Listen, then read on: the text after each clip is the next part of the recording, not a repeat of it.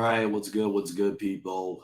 This is Chicago Sports Talk. Michael, apologize for my voice. I have a fucking sore throat. So if I sound a little off this video, I apologize, but that's neither here or there. Let's talk about the Chicago Bears.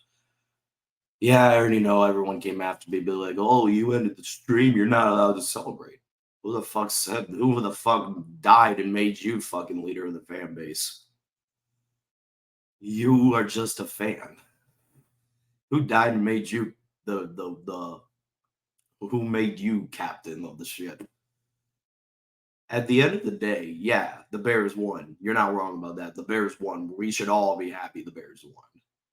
But if you're hoping on miracles like a block punt, a pick six, which Will Levis should have done, yeah, which Will Levis should have taken the sack. If you're relying on miracles like that and the defense bailing you out, then your effort was wasted.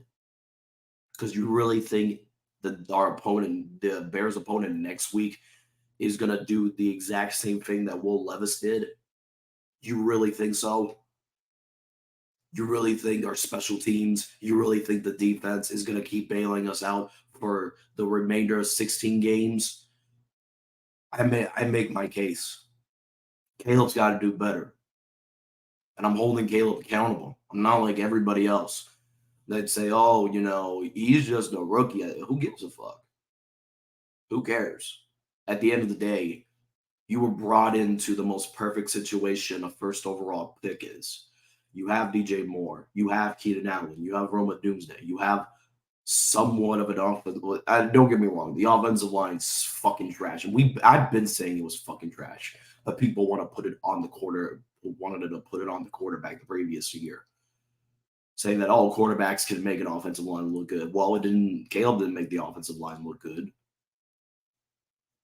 And yeah, he may be more talented than Fields was coming in, but at the same time, no offensive, no good quarterback no elite quarterback can overcome a bad offensive line.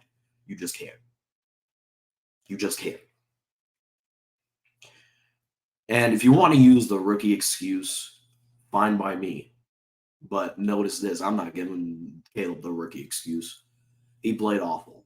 No ifs or buts about it. He played awful. And granted, people before the game were like, "Oh, Caleb, you are not allowed to root for Caleb when he does good today." And I said, Caleb's not going to do anything for me to root for him or cheer for him or praise him for my ad. I said he wasn't going to do any of those things. Now, granted, I didn't think he was going to put up 95 passing yards, but at the same time, holy shit. Like the dude, was uncomfortable yesterday.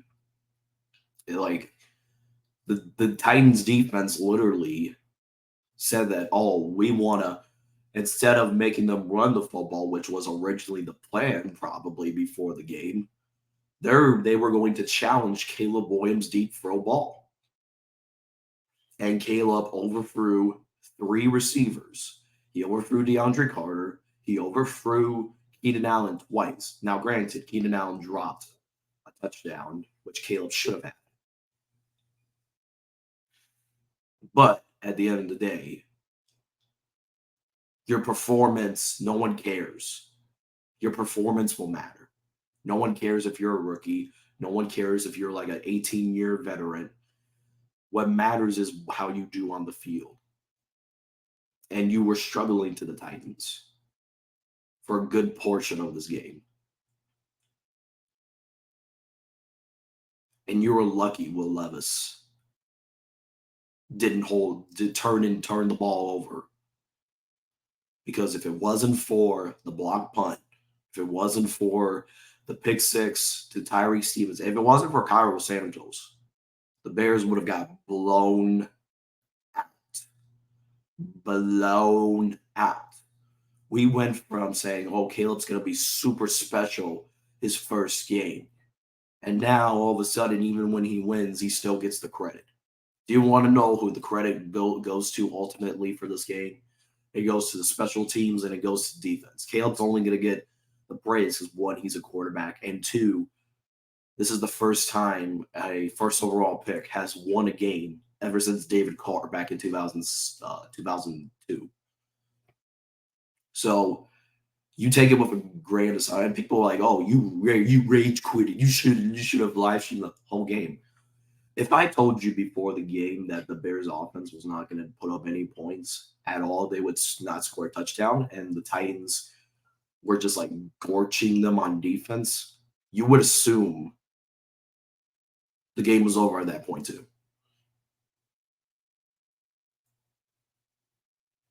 So I rest my case.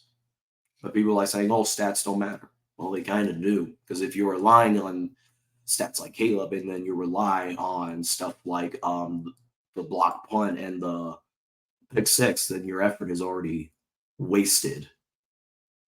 Because why should I give Caleb credit for yesterday? He gets a C minus to be nice about it.